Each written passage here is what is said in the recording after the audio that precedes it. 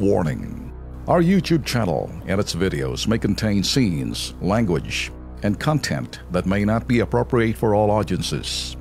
These videos include surveillance footage, undercover pursuit of suspects, actual police and rescue operations, and fearless confrontations. If you do not approve of the content, please do not watch our videos. If you wish to continue, we strongly advise that you proceed with caution. Viewers' discretion is advised.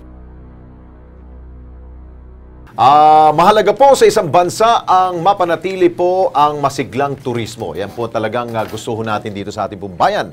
Kasabay po kasi niyan ay ang tiyak na pag-angat at pag-unlad po ng ating pong ekonomiya. Kaya naman, ang Department of Tourism dito sa Pilipinas nakatutok po sa pagpapalago ng ating pong mga infrastruktura. Kung paano, panoorin po natin sa report nito.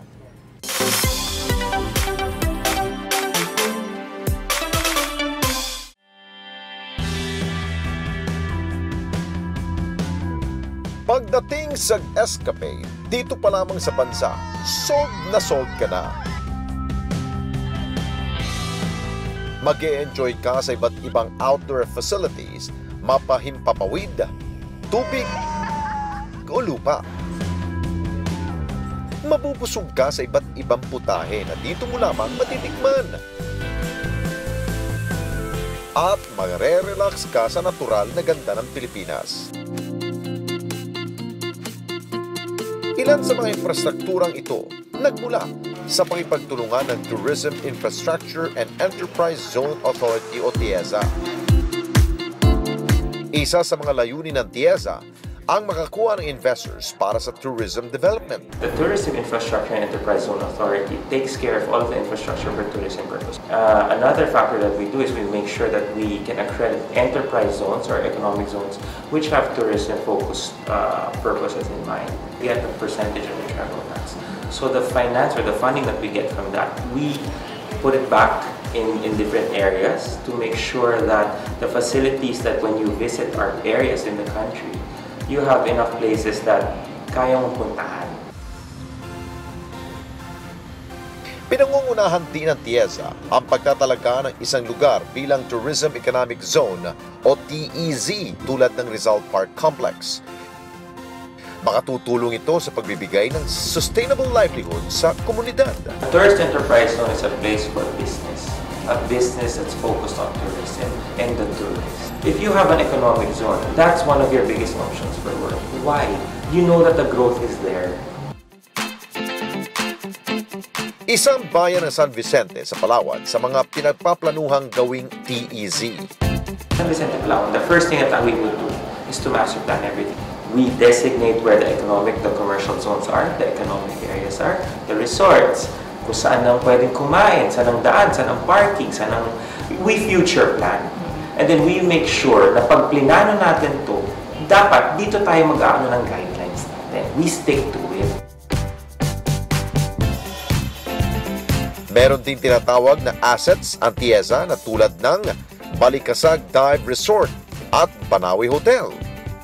Most of the assets that we have naman, the reason why we want to be the transaction advisors to make sure that these places are taken care of.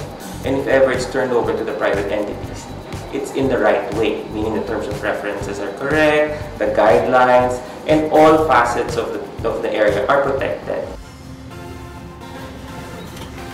Positibo man, ang pangunahing hamon pa rin para sa TIEZA ang pagdami ng mga turista sa bansa. And we have to make sure na yung mga pagpunta ng turista sa Pilipinas, they'd be wanting to come back again and again. And hindi na nasisira ang mga lugar na pupuntahan.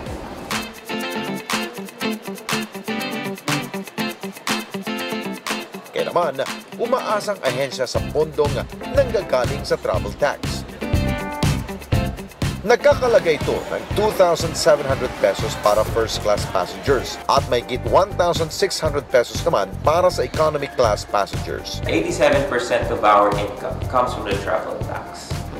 The travel tax that you pay in the airport, 40% of that goes to SHED, 10% goes to the NCCA, and 50% goes to PNP. We want to make sure that the economic zones can sustain the income or the finances that TIEZA needs to develop these areas. Inaasahan din nilang matatapos ang obligasyon nating magbayad ng travel tax kinalaunan. The travel tax that we have has been there since the 80s, and we have not changed the price. The price that they paid before is still the same price that we have now. Moving forward, we're trying to find a way to fast track that eventually it does decrease, if not dissolve the need for travel tax. After all, what matters is ensuring a fun, safe, and vibrant tourism industry.